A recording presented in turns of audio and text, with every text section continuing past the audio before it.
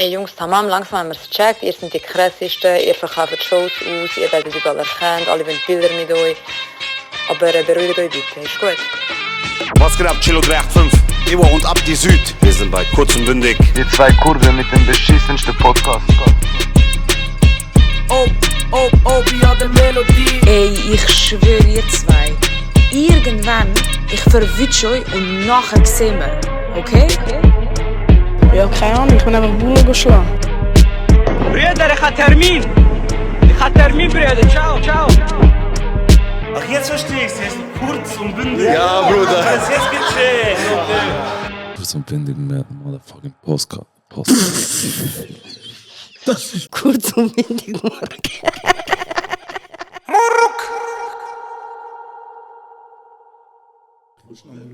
Ja. Ich kann nochmal ausgehen. Ich hab Fress und Klatsch.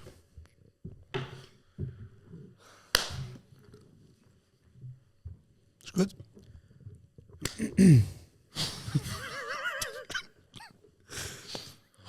Das ist nicht lustig. Seit wir euch gerufen sind der hibbelig am Morgen. Ich? Du und er, ja. Ich und wer? Ah, ihr zwei? Ja. Ja, ihr zwei. Ey, heb deine Fresse. Wie bist du vor bei mir daheim gewesen? Bist du voll am Ausrasten gewesen, weil der Sport ist? Bro, ja, als man Käse hat. Sind gar nicht spät gekommen. Willst du anfangen mit dem Thema? Ja. Okay. Ich bin nicht am Fallen gewesen. Oha. Schau das an. Er einfach sagen, ich bin nicht schuld. Bin ich geschult? Also ich wollte eigentlich nur irgendetwas sagen. Ja. Ich habe geschrieben, man kann ja neuerdings einen Termin Du bist der Einzige in meinem Kollegenkreis. Ja, WhatsApp-Gruppe. Das ist wirklich peinlich. Das ist wirklich Büro-Vibes. Bruder, man kann neuerdings, für alle, die das nicht wissen, man kann neuerdings auf WhatsApp ein Event erstellen. Und ich habe gemacht, Ankunft, Studio, 12.30 Uhr. Dann habe ich geschrieben, wer zu spät kommt, soll an einem Schwanz ersticken. Alle Und wer ist am Husten den ganzen Morgen? Alle Beteiligten. Alle Beteiligten waren anwesend. Alle Beteiligten. Ja, das ist für ein Karus. Und sich bereit erklärt, diesen Umständen zuzusagen, kann ich. So, und jetzt sagst du mir, wir sind nicht spät gekommen. Wir haben um 10 vor 1, wir alle. Ja, es war 4 vor, glaube ich. Aber ja, Ja, aber 4 vor oder 10 vor. Also haben wir jetzt eigentlich all den Schwanz gegessen. Wann bist du denn Sind im wir alle am Studio? Schwanz? Du hast ja gesagt Studio. Wann bist du im Studio gewesen? Ich bin im Studio gewesen, am 2 mit euch zusammen. Ja, also wieso bist du bei ihm gewesen? Wir haben am 11 bei mir abgemacht. Am 11 bin ich mit ihm gewesen. Was haben wir am 11 gemacht? Ich habe seinen fetten Schwanz im Mund genommen. Ganz ehrlich, was haben wir gemacht? Haben wir zusammen zum Morgen geredet? Bro, wir haben chillt. Chill. Wir haben gedacht, wir warten zusammen. Quality Time. Wir haben gedacht, Ist das jetzt ein Teil von der Aufnahme? Weil sonst nicht mehr... Ja. No, fuck. ich habe gedacht, wir tun einfach zusammen das Erlebnis haben, dass ihr nicht pünktlich sind. Ja, Mann. Stimmt, ich habe das Sharing so is lang- caring. ich habe Hey das Bro, so lange wenn nicht mehr wir gehabt schon mit bei dem dem Thema sind, Catfish. Bro, Hey, gut überlegt. Wirklich Schon, brutale Überleitung. Ich habe noch einen dafür. Schon, Ja. Ey, wir können auch gerne über andere Sachen reden. Also, Aber ich noch glaub, kurz, irgendwann Jungs, wird's machen einfach wir. Das Intro ist schnell. Einfach, dass wir das Intro machen. Für all die, die seit 3 Minuten zuhören und fragen, was läuft. Fan-Liebling sind zurück, ich und Josh. Ja, Mann. Und unsere Dankeschön. 2 Begleitungen, unsere Plus 1. Fetter Applaus für Janne und Shidi. Bro, wieso machst du das? Du musst das nicht mehr sagen, rennt jetzt als Knopf. Dankeschön. Okay. Ja, und jetzt sagt ihr beide 3 Sachen, die ihr gerne habt am Herbst. Jenny, du fängst an. Jenny, du fängst an. ich hasse Herbst. Sag 3 Sachen, die du gerne hast. Ich hasse Herbst. Schmier. Wieso hasst du Herbst? Warte, Was passiert hat? Warte. Du hast, also muss fair wie sagen, du hast vorher kassiert. Ey Bro, ich habe ihm 10-mal fester Eis geflattert. No, und? Ich habe nichts gerne am Herbst, wirklich nicht. Ich hasse Wie Herbst. meinst Was du? ist deine Lieblingsjahreszeit? Sommer. Das ist ganz klar. Also, Sommer. Jeder, der sagt Winter, ist hey, Schnee und so. Richtig. Nein. Oh mein Gott. Nein, Okay. das bleibt. Das erste Mal zensieren müssen wir am 0351. Kannst du mal so einen Balken über den Mund machen? Ja. Bro, es gibt Leute aus. Die können, ja, das sind verdammt süß. Echt Nein. klasse. Also, aber Ich habe einfach eine Frage gestellt, Bro. Sag 3 Sachen, die du geil findest am Herbst. Gamen die High. Okay, warte, im Sommer gehst du auch heim. Wieso ist das Nein. dein Lieblingsjahr? Bro, aber dann fragt niemand dumm, es ist 30 Grad, du kannst nicht raus. Nein, Bro, Doch, nicht, doch, Bro. doch. Nein. Doch, Bro, Bro, es ist so warm, komm doch raus. Es ist im Sommer ist einfach zu heiß, so mit einem Headset hier hocken und game. Ich glaube, es ist mehr das. Casual. Das stimmt. Das kannst du nicht. Und du bist auch vergessen. Bro, nein, ich finde nicht geil Denkst du? am... Ich weiß nicht. Nein. Kannst du nicht 3 Sachen sagen am Herbst, die du gut findest? Nein. Bro, ich kann die High Game ohne, dass Leute dumm fragen. Also, Maroni?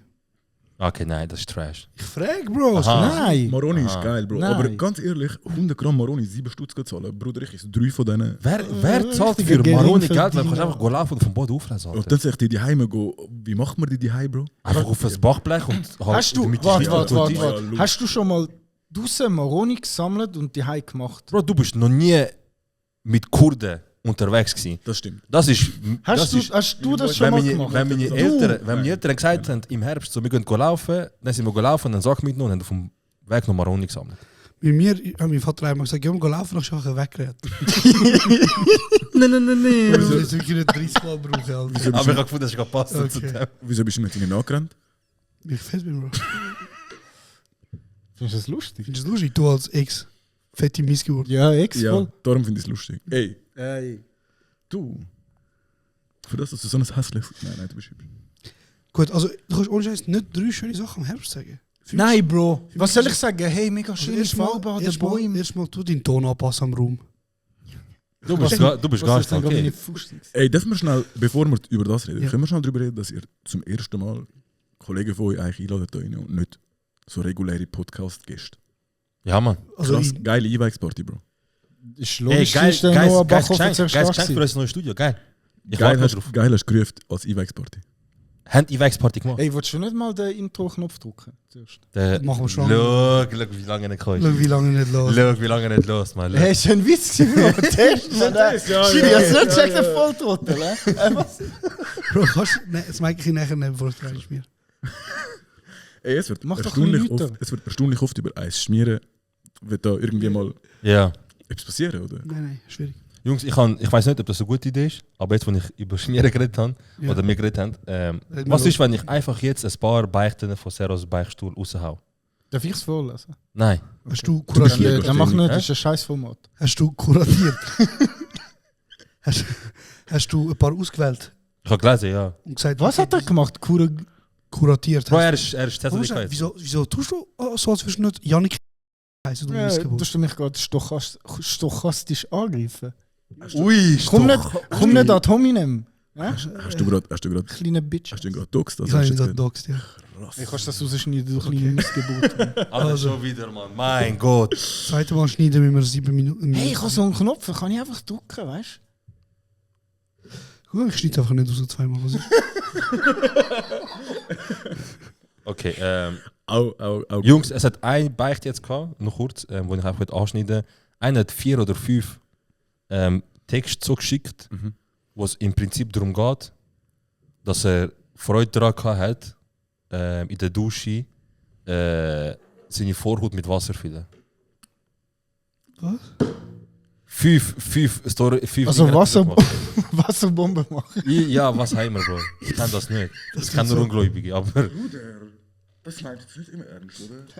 Bro, das ist... Ich glaube, irgendein bekannter Streamer hat schon mal über das geredet. Entweder... Ich glaube, es war Montana Black. gewesen. Das Video Von habe ich auch irgendetwas mal gesehen. kenne ich das. Ey, Bro, wirklich? Wieso? Minus Aura, sagen doch die Jungen. Sorry. Ja, voll skippen. Wenn wir Jetzt haben wir überhaupt einen noch- 4K-Knopf für Discord checkt. überhaupt... Okay, schaut, Jungs. Das ist jetzt eine Frage an wie soll ich sagen? In so einem Raum, das ist perfekt aufgehoben, die Frage. Ja. Okay. Also, mein Chef hat mich auf C-Date. Was ist C-Date? C-Date? Bro, das ist doch das aus der Werbung. Ah, so das Portal. Okay. Also, ein Kollege hat das gesagt. Okay. Easy, geil. Das heißt Cocktail übrigens. Geil. C-Date, jetzt macht Sinn. Das für Cocktail. Ja. Okay. Mein Chef hat mich auf ein C-Date angesprochen und nach einem Fick-Date gefragt. Er ist wirklich mega hot, aber auch verheiratet. Was soll ich machen? Erstens mal, ich würde ihm pauschal, ich würde die Chats leaken. Ich würde einfach die Chats von meinem Chef leaken oder ihm sagen, es gibt eine Kalzerröchung. Ey, Bro, also gescheit, was du machen kannst, ist zuerst bumsen und nachher die Kalzerhöhung verlangen. Weil dann hast du Bums. Das heisst, Ja, aber du hast es ist auch, gutes du hast, Druckmittel. ja, aber du hast auch den Text als Druckmittel. Und dein Vorgesetzter wird offensichtlich Ey, aber sie finden ihn ja geil offensichtlich. Also wieso, Bums ist ja nicht einfach. Wurde schlimm. Die Ja, aber er ist Kinder verheiratet, scheint sich Alter. ja Er ist verheiratet. Ja. Ja, wir wollen Also, warte mit der schnell. Moralpolizei haben. Also willst du mir jetzt sagen, Bro, nur, du kennst mich, deswegen es ist warte, so. meine Frage ist, er ist ja scheinbar bereit, um seine Frau zu betrügen. Nur weil sie jetzt Nein sagt. Wahrscheinlich hat er sie schon. Ja, eben. Nur weil sie jetzt Nein sagt, heisst das nicht, dass er seine Frau nie mehr betrügt. Entsprechend, Bro. Ja, aber also für mich wäre jetzt so umgekehrt, wenn ich jetzt, sagen wir, irgendeine Frau, die verheiratet ist, zieht die gleiche Nummer, Bro, ich hätte ein bisschen Mühe. Safe, Bro, also aber das ist ja kurz- deine. Das ist Ja, deine das ist aber Wahrheit. ich, ja. Sie fragt, was sie machen sollte. Ich Das sag, heisst, sie sich das am überlegen, weil, Ja, also sie, ich- weil sie die Ethik und die Moral Hemmschwelle halt nicht ganz so. Der Moral. Der Moral. Wie ich weiß, wenn ich irgendwas mit der App geschrieben habe, er so, der App? Ich so, Bro, lass mich mal Ausländer sein, Alter. Was? der App. Also, ganz ehrlich, ich würde das als Druckmittel brauchen und mehr Cash solo aus der Situation. Und wenn es so geht, noch Geschäftsverkehr. Aber eher Bro. Cash. Aber du wirst auch probieren, beides rausholen. Und wenn du nur eins von Nein, eher beiden. Cash.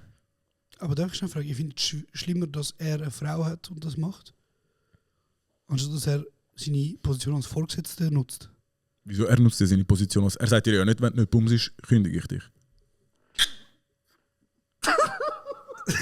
Was lacht jetzt der schon wieder, Alter? Ich kann auch nicht checken. Bro, ich habe mit allem gerechnet, aber nicht mit so einem... Ich habe genau gewusst, dass er das sagt. 100.000%. Also Bruder, wenn dein Chef zu dir kommt, dann ist ja ein absolutes Machtgefälle da. Oder? Also Das ist ja so- klar, ja, fix. Ja, aber das hat ja nicht damit zu, ob er das ausspricht und sagt, hey, wenn nicht mit mir Bums ist, dann hast du irgendwie das nicht. Ja. Aber wenn zum Beispiel sie ihn ablehnt, kann das sein, oder? Ja. Aber sie ist ja, in der Theorie ist sie ja am längeren Hebel, weil Ja. sie ja sagen Wenn kann, sie hey, nein- look, du kannst mir gar nicht antun. Ich kann kann das schwarz auf weiß. Eben, ja, ich kann zu einer Frau gehen und deine Ehe ruinieren. Und auch zum HR und deinen Job ruinieren. genau. Ey, Also Bro, in dem ganzen Kontext glaubst ist du es wirklich, dann dass das so einfach ist dann? Ja, also wirklich. Hast du wirklich das Gefühl, es ist Nein, so? nein. Hast du das Gefühl, er hat ihre... Ich weiß, dass es als Frau ja zum Teil mega schwierig ist, weil ja. Wieso so weißt in du der das ganzen als Corporate Weisheit Welt- Cis Nein, mal? weil mir das. Ey, wir sind vor einem Jahr... Er ist sind wir nicht- wieder er ist nicht dabei. weiss, er ist Ja, nicht ja, weiss, chill, er ist chill, nicht chill. weiss. Das. Zweitens habe ich das im alten Geschäft ja auch schon 2-3 Mal erlebt, dass das so passiert, dass man eine Frau. Aber in als Wirklichkeit Außenstehende? aberkannt. Ja, als Ah, Außenstehende. nicht als Chef. Nein, als involviert. Ja, Nein, als ich weiß auch nicht, Chef. vielleicht, keine Ahnung, man. Nein, aber also das. Aber das weisst du so als Ausbitz, wenn du so ein bisschen mit der ganzen Klar, Materie natürlich. bekannt bist. Aber in der Theorie ist sie schon am längeren Hebel. Also, Ja, wenn es nüchtern betrachtest, ja. Logisch, aber er kann auch einen PC und so den Druck machen und Können so. wir Ey, Bro, ein bisschen ausreden lassen? So. Er wird ja nicht ein Mail geschrieben haben, hey, dies, das, sondern er wird es wahrscheinlich Mund zu Mund gesagt haben. Nein, über die Plattform. Über glaub ich. Cockdate, Über pass auf. C-Date. machst du die Werbung. Ich musste von meinem Getränk ein Label wegnehmen und du machst Werbung für eine Dating-Plattform, die Cockdate Ich sage, was sie heißt, Cockdate. Auf jeden Fall, er kann es aber einfach abstreiten und sagen, es ist gar nicht mein Profil. Ja. Was machst du dann? Dann Voll am längeren Hübel. Yo. Bro, dann sagst du, dann sagst du, das ist fake, hä? Kein Problem, Bro. Dann gehst du noch zum Geschäft, Bro, und löst das richtig aus. Keine Ahnung, Bro. Ich habe das Gefühl, es ist nicht so einfach, logisch. Keiner weiß, was für Psychospiele der Hurensohn machen wird am Ende vom Tag. Weil er ist auch Vorgesetzter, er hat sicher auch andere Druckmittel und so. Aber ich sage, Bro, ich würde einfach in die Wand laufen lassen, Bro. Du gibst mir mehr Cash oder du hast morgen nichts mehr. Also, Das aber definitiv was heißt für dich mehr Cash? Also, Bro, du bist ein Peach. also ich verstehe schon, aber sie kommt dir kein Geld über dafür, dass sie ihn fickt. Nein, aber ich würde sagen, du hast eine Freche gehabt und Ja. hast das Gefühl gehabt, kannst das Vorgesetzte mir schreiben, wo verheiratet ist. Schau, Ja, also- ich mit E-Mail an. Glaubst gut, du das ist meine wirklich? Frage. Reden wir von Gehaltserhöhung. Ja. Das funktioniert nicht. Vergiss es. Hast du wirklich das Gefühl, dass irgendwo eine Story gibt, wo die Frau dann so gesagt hat, ey nein, voll grusig und so, aber du gibst mir jetzt eine Gehaltserhöhung und der Chef hat dann gesagt, ey, ich bin ein Mongo, kann ich um so etwas beten, du lehnst es ab, ja Mann, jetzt gebe ich dir noch eine Gehaltserhöhung. Oder hast du das Gefühl, sie Bro. wird wegen wirtschaftlichen Gründen nach 3 Monaten kündigen? Bro, er hat zwei Optionen. Entweder also erstens, es war die Frage, was ich will machen und ich will das machen. Und zweitens, es ist ja nicht die Frage, dass er sowieso sagt, also wenn du dann kommst mit, Bro, ich habe 2 Optionen und ich kann beides ficken von dir. Deine Familie und dein Job. Aber du siehst das ein bisschen zu schwarz und weiß, weil ich glaube, bei dir nicht schon recht. Wir haben ja selber erlebt, auch im letzten Podcast, oder nein, im letzten. Wir haben darüber geredet, es passiert offensichtlich. Ja, safe. Es geht nur darum, wie ich reagieren würde. Ich würde so reagieren. Ich sage nicht, Ich eine glaube, Frau. so machst du das Zweite. Ich sage nicht, eine Frau ganz einfach so reagieren. Das ist simpel. Ich sage, ich hätte so reagiert. Weißt du, wie ich sage, kommst du am besten aus dieser Situation? Mhm. Du musst ablehnen, aber dich gleich einschleimen. Also ich sage, das ist Wieso? so. Bro, ich kann dir garantieren, die wird gekündigt, wenn sie nicht Ja sagt. Aber wenn du sagst so, hey nein, ich habe auch einen Freund, das, wirklich Netzangebot. Ja, was machst du dann auf dieser Plattform? Weißt du? Netzangebot? Bro. Bro, Also look, ich glaube, am sichersten kommst du raus aus dem ganzen, wenn du Bums ist mit dem Chef. Wie meinst du das, Alter? Warte. Ist das jetzt Warte. Irgendwie einen Beweis für das hast. Keine Ahnung, geschätzt, du hast im Hotelstandort geschickt, irgendeine Kreditkartenabrechnung, irgendwie so etwas. Und dann kannst du zu ihm gehen und sagen, ey, look, jetzt haben wir Bums, gib mir eine Gehaltserhöhung. Also du musst in dem Fall, aber- Bro, ich kann mir nicht sagen, das ist die einzige Option. Das Ding ist halt, sie hat gesagt, er ist schon heiß und so. Eben, ja, das sie ist nochmal will etwas auch. anderes, wie wenn sie jetzt gesagt hat, er ist voll hässlich. Oder Wieso? Ich glaube, hey Bro, wenn sie selber im Text schreibt, er ist schon hot, Ja. das heißt, Das heisst, sie wollte irgendetwas etwas vielleicht. interessiert sie und sie empfindet es Genau. nicht so als eklig, Genau. widerlich, keine Ja, Ahnung. wir sind ja auch jetzt sehr tief in der Materie und sagen so, wie kann man am meisten Geld daraus machen. So, ich glaube, die Frage, die sie grundsätzlich stellt, ist, ich finde ihn geil, aber ich habe ein moralisches Problem, weil er ist mein Chef und er ist Nein, verheiratet. wenn sie ein moralisches Problem damit gehabt hätte, hätte sie gesagt, ich habe ein moralisches Problem. Sie hat gesagt, ich finde es einfach hot, aber ich weiß, ich finde ihn hot, aber ich Was weiß soll nicht, wie ich mit dem machen? umgehen. Sie hat gesagt, was soll Bro, ich machen? wenn du findest, du wirst das verkraften können, bumm sind. Das ist, also weißt du, so, Also, look, meine Wenn Meinung das hat mir deine Moral- geschmeckt. wenn Ich das würde so deine etwas Moral- nicht machen ja. und ich würde versuchen, Cash zu holen. Das ist nur, was ich gemacht hätte. Ob das in der Praxis funktioniert und wie das ist eine andere Frage. Aber wir können ja einfach auch fragen, wo oftmals schon der Schwanz vom Chef im Mund gehabt. Einfach Jenny sagt einfach, was du gemacht hast. Ich wollte nicht das Namen von etwas zensieren. Ui. Nein, also komm, gehen wir zur nächsten Frage. Okay. In der Zwischenzeit, Jenny, erzähl uns, wie ist dein Leben gelaufen, seit du das letzte Mal Wieso machst du das? Oder Sidar, ich weiß nicht. Ja, bitte. wenn wir eigentlich über die 3... Was ist deine Lieblingsjahreszeit? Sag du mal an. Bro, Herbst. Wieso? Also, erstens Maroni. Nein, Spaß. Bro, wenn du... Schau, ich habe das Gefühl, ich kann mich am besten anlegen im Herbst. Ja, voll Das das ist- heute gesehen. Alter! Nein, du siehst herzig aus. Mann. Nein. Du siehst aus wie ein Schachbrett. Du siehst aus wie die WCs im Longstreet mit all deinen Sticker. Die kannst du gut, die WCs. Ja. Geil. Nein, also ich liebe den Herbst einfach, weil, Bro, ich mag es, wenn es nicht zu heiß ist, ich mag, wenn es nicht zu kalt ist. Ich finde es so ein bisschen cozy, weißt du. Aber dann wäre doch der Frühling 1000-mal geiler als der Herbst. Früher kann ich nicht gerne, weil Polen stresst den Serrat. Und was der Serrat stresst mich auch. Ja, hier sind so Herzen. Polen sind Hurensohn. Polen sind nur so. Alter, was haben wir? Ey, wir reden jetzt über Polen, Bro. Das ist voll rassistisch. Das ist nicht lustig. Das ist so richtig. Oh mein Gott. Okay. Das ist dein letzter Gastauftritt, gewesen, Mann. Ja. Mein Gott. Aber ja, erzähl mir ein bisschen von deinem Leben, Schidi. Wie gehst du in den Fame um, den du hast? Ah, geil, erzähl mal mit dem Film, wo wir euch beide eigentlich organisiert haben. Ja, voll mir was. Ey, der Fame zahlt mittlerweile meine Rechnungen. Geil. Ich finde das voll geil. Meine Influencer-Karriere auf Social Media läuft brutal gut. Ich habe auf TikTok mittlerweile 230'000 Follower, glaube ich. Crazy. Ja, an dieser Stelle nochmal Shoutout, kurz und bündig, dass ihr meine Rechnungen zahlt. Dankeschön. Dankeschön. Geil. Wie viel Mal bist du jetzt schon angesprochen worden auf dem Podcast? Ey, angesprochen worden ist eine Straße vielleicht so 3-4 Mal. Das ist wirklich so krass. Das ist wirklich nicht oft passiert. Das ist wirklich so krass. Es ist ab und zu passiert, also von Leuten, die ich kenne natürlich öfter, aber so von Randoms. Einmal habe ich euch ja geschickt, die eine Sprachnachricht. Das ist so geil. Erzähl die Geschichte. Ey, ich war irgendwie vom Geschäft am Heilaufen. Und dann war irgendeiner so aus dem Fenster rausgeraucht im Erdgeschoss. Nachher so, hey, bist du nicht der von kurz und bündig? Und ich bin wir sind gerade im Gruppenchat irgendwie am Schreiben gewesen, aus dem Chat. Und dann bin ich so zu ihm angegangen, ich so, ey, das sind meine Kollegen, aber kannst du ihnen schnell eine Sprachnachricht machen, wie scheiße der Podcast ist? Dann hat er echt so eine 10 Sekunden Sprachnachricht gemacht. Er so, der Podcast ist voll scheiße, Jungs, hört auf. Der ist ein riesiger King gewesen. Der ist wirklich ein riesiger. Riesopfer. Aber sonst ist im Fall wirklich nicht allzu oft passiert. Ich habe einmal, ist mir hure unangenehm, dort habe ich angefangen zu checken, warum wir nicht mehr in den Ausgang gehen. Ich bin einmal, letztes Jahr irgendwo bin ich im Ausgang gewesen, ich war voll besoffen gewesen, nachher bin ich vom WC... Jahr? Nein. Longstreet sicher, Bro. Ja, ich habe viel. Ich bin vom WC zurück in den Club zu der Bar gelaufen und ich habe einfach irgendwo hinter mir, so aus irgendeinem Winkel, habe ich einen gehört, oh mein Gott, das ist nicht der von kurz und bündig. Und ich so... Ich habe das auch gehört. Nachher so, Josh Negro. Ich bin daheim gewesen. So Ich so. peinlich. Das ist so wie ein Dings für euch. Ich verstehe, dass es ein bisschen unangenehm ist. Es tut mir an dieser Stelle nochmal ein bisschen leid, dass ich euch amigs mit dem aufziehe. Mhm. Aber man muss schon auch sagen, der Fame hat euch übertrieben krankhaft verändert. Brutal, gell? Findest du? Krank. Ja, Voll verändert, Alter. ja, ja. Ich tue nicht mal Leute grüßen jetzt, die kein blauer Haken Ja, haben. das stimmt, ja. Also, dass ich euch heute angesprochen habe und mit euch hängen überhaupt Bruder, nicht- ich schicke dir amigs auf Insta, sag ich. 5 Tage, einfach keine Reaktion. Bro, aber was soll ich machen, Bro? Ich Er komme hat so keine viel... Zeit, Bruder. Nein, aber ich komme... Schnell reinkommen und das machen, du immer machst, like und hahaha schreiben und dann ist es gut. Bro, es sind so viele Nachrichten, so viele Gruppenchats, so viele Sachen.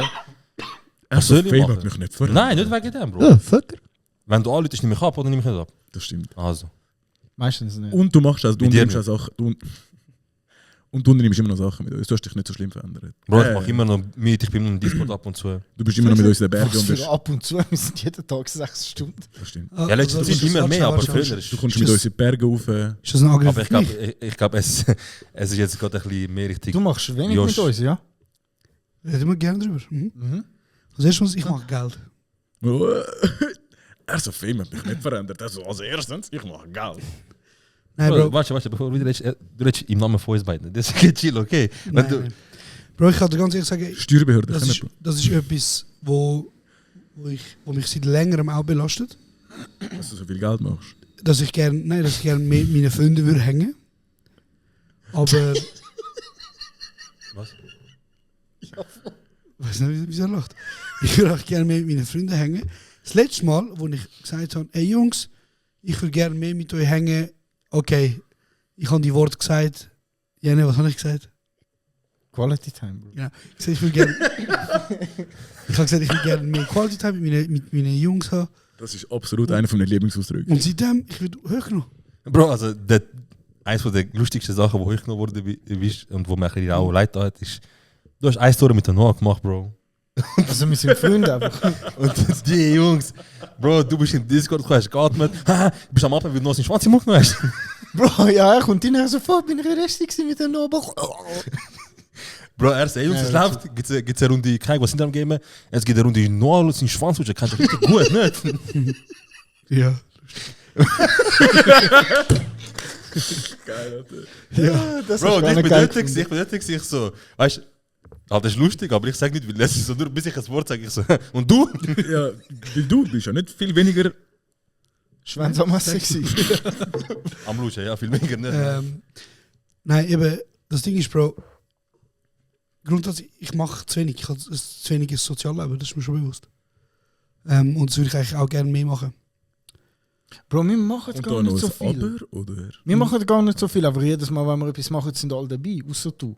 Ja, aber was Das machst du? stimmt. Was Ja, machen wir? LAN-Party. Geil, Lamparty, Berge, viel mehr machen wir nicht. Das stimmt. Das sind die zwei Und jeden Abend Sachen. Discord. Aber also wir sind das Jahr zweimal in den Bergen oben gewesen. Der Bruder ist zweimal. Du bist zweimal mitgekommen. Du bist nicht mitgekommen. Ja. Wir haben dich zweimal gefragt. Ja. Das kann gut sein. Also du musst dich schon auch ein bisschen die eigene Nase nehmen für das. Ich habe nie etwas anderes behauptet. Aber ich wünsche halt, ich hätte auch kein Leben. Das ist eben der Fame, der dich verändert hat, Bro. Nein, Bro, du Ich verpasst weiss es noch, in der vor 10 Berge, Jahren, Bro. vor 10 Jahren bist du. Ich habe dir geschrieben, du so, ja, ey, komm raus, gehen wir eins rauchen. Heute so, Bruder, in 3 Monaten vielleicht, ich kann Samstag 2 Stunden Slot für dich frei machen. Anfangs Das Monat. ist ein bisschen übertrieben, aber ich sehe, was du meinst.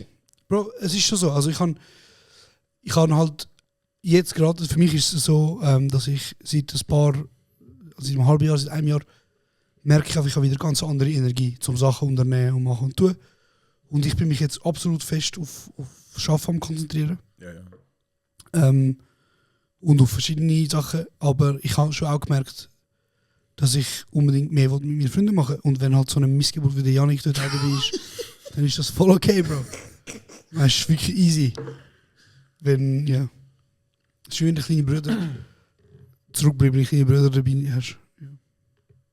Ja, machen wir jetzt so etwas ab, sonst wenn wir schon 20 Nein, Minuten übergeht haben, Nein, dann sagen wir so, Jonas hat zu viel zu tun. Das stimmt. können wir sagen, wieso, weißt du was? Nein, wir können doch als Grund brauchen, wieder um in die Berge zu fixen. gehen. Der Jon hat, glaube ich, letzte Woche so gesagt. Ich habe es darum gesagt. Er schreibt so, wir können das Wochenende gehen. Bist du behindert? Jonas- Nein, das sagt man nicht. Hey. Also Janik, vor allem Nicht du im- nicht. nicht beleidigen. Berge ist lustig gewesen. Das ist zweimal. Also, Berge ist 10 von 10. Also, look, Der zweite wir können Kamikaze am ersten Wochenende von Anfangsmonat können wir gehen, wenn du willst. Habe ich kann- auch dir gesagt, habe ich auch am Jona gesagt. Zweite nächste- Woche. Aber mir Was? hat es nicht gesagt, aber Das nicht. erste Wochenende. Von wann? Sag das Datum. Von jedem Monat. Ist der erste. Nein, November. nächsten Monat, erste Wochenende. Ja, 1. November. Ich habe im November die Reise, Bro. Die 2 Wochen an die Reise, ja. Ich weiß, ich bin dort irgendetwas Chef. Stimmt, du bist dort auch noch dabei. Ja, siehst du. Darum wird es schwierig. Aber ja, genau. Und das Zweite, was ich wollte sagen, hey, ruf mich bitte nicht an LAN-Partys. Wieso nicht? Das ist doch etwas am Ey, Geist. niemand hat Wieder dich nicht jemals Games. so eine LAN-Party gerufen. Voilà. Siehst du? Falle. Die Falle hat es zugeschnappt. Dankeschön. Jetzt haben wir es nämlich. Ich habe nicht organisiert. Jetzt haben wir es nämlich in dieser Kamera und in diesem Mikrofon. Janik hat gesagt, ich habe dich nie eingeladen. Und mehr muss Bro, ich was gar willst du nicht mehr sagen. gamen? Gothic 2. Hey, Nee. ist mega geil, der Remake. Bro, er Ich gamet auch gerne Dings. Story Er gamet Games auch, allein. Was gamet er? Was? Diablo oder Elden Ring oder so. Bitte, er ist Elden Ring, kommt er in Discord, so, ey Jungs, ich habe Elden Ring geholt, streamt so, läuft 20 Minuten auf eine Wiese wo er 5-mal vom gleichen Gegner umgebracht wird, stellt es ab und gamet es nie mehr. Also, was ist so ist das für ein Scheiß? Also erstens- wenn der Josh hässiger vom Game ist, ist schon sehr geil. Also erstens, du hast recht. Aber das ist doch das Prinzip von Elden Ring. Von der Wiese laufen und verrecken. Nein. Aber ja. Egal, komm, jetzt sind wir ein bisschen zu tief in der Materie. Ich finde einfach, ganz ehrlich, LAN-Partys. Einfach, ich weiß, ich würde jetzt grossen, aber einfach in dem Alter, wo wir sind, Bro. Einfach ein ganzes Wochenende in einem verstinkten Raum bis um 6 Uhr am Morgen gamen. Es gibt nichts Geileres. In Substanzen. Bro, willst du, dass ich jetzt da weglaufe? Nein, ich finde es einfach wirklich grusig, ich muss ganz ehrlich sagen. Also, Bro. Das Gesicht ist Und plus, was ich game so ein Scheiß wie Valorant, Bro. Du hast noch nie gebumst, Junge. Ey, look, Bro, Wirklich. warte. Es sind jetzt zweite, der Shidi gamet auch nicht mehr Valorant. Das stimmt nicht, ich game einfach nicht mit Aber er will 5. es. Also, du gamest nicht mehr mit dem Silvan. Und mit dem Jene. Und mit niemandem. Eigentlich gar nicht. ist mega gemein zu mir. Jetzt ist gerade ein bisschen unschuldig ruhig. Der andere, als würde ich erstmal so unter dem Tisch Wodka oder so. Nein, ist Wasser. Also gut, easy, komm mal weiter. Hast du den zweiten? Ja, ich habe einen, aber der ist so. Wieso? Können wir schnell drüber Jedes Mal, wenn wir diskutieren? Beichten machen, geht es immer nur um sexuelle Sachen, Alter. Ja, was willst du sonst beichten? Ich weiß doch nicht, Bro. Beichtet doch irgendwie kein Mann. Das Aber wie viele Anfragen sind reingekommen? sind schon ein paar noch. Also Ja. einer hat es da. Ich hätte gerne einen Dreier, also meinen Freund und einen anderen Typ. Wo ihn aber fickt.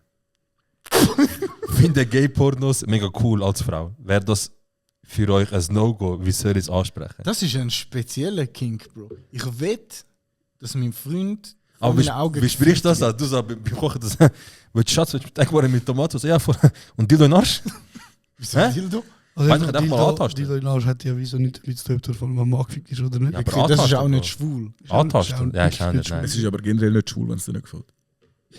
Genau, grundsätzlich egal was du machst, wenn du es nicht geil findest, bist du nicht bist nicht die sexuelle Orientierung. Wir sind wieder auf dem gleichen Niveau wie vor einem Ja, Jahr. das stimmt. Das Ja, stimmt. deswegen habe ich das nicht ansprechen, weil ich das Handy weggelegt und habe gefunden, es ist doch auch gut, dass man über irgendwelche andere Sachen redet, als über Ja, Frauen, das stimmt. wo Nein, seine nein. Freundin in den Arsch gefickt wird. Ja, hören wir auf über so Sachen reden. Hey, ich wollte dort stellen, dass er das Beispiel machen. Irgendwie. Ist ja unangenehm, gell? Fuck. Gell? Es geht jetzt um.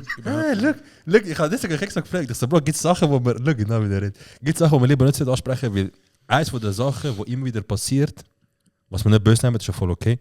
Immer wenn wir Leute oder Kollegen oder so zu uns rufen und über Podcast reden, vor allem die vergessen, müssen wir schnell fragen. Dann werden wir in den Arsch gefickt. Ja, so vor allem, wenn wir fragen, so, hey Bro, ist auch völlig verständlich, umgekehrt so, würde ich auch.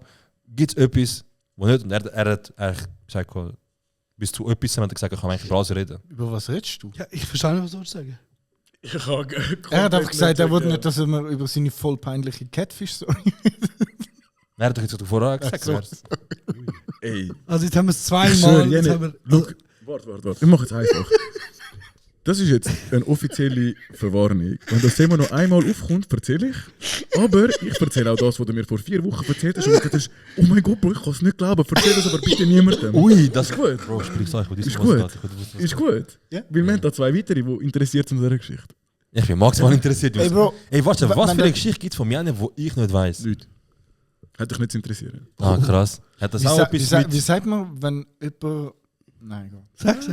Ist das auch vielleicht so eine Catfish-Story, wo eigentlich so aufpauscht, dass etwas Krasses nachher Er wollte sich über nicht- meine Psyche lustig machen. Wow. Das ist es, ja. Das ist unterste, Bro. Ein Stigma, Bro, was läuft mit dir? So ein Wichser. Was? So ein Wichser. Was, Bro? Das ist gut, Bro. Bro, drüber reden ist doch wichtig. Bei jedem scheiß Interview. Nein, weißt du, wir sind nicht nur Comedy. Wir machen eben auch so Sachen wie, keine Ahnung, Mental Health und so reden wir viel, ist wichtig für uns. Können wir schon über das reden? Und nachher im Podcast. Hat das nicht gemacht. So ein Missgeburt, Alter.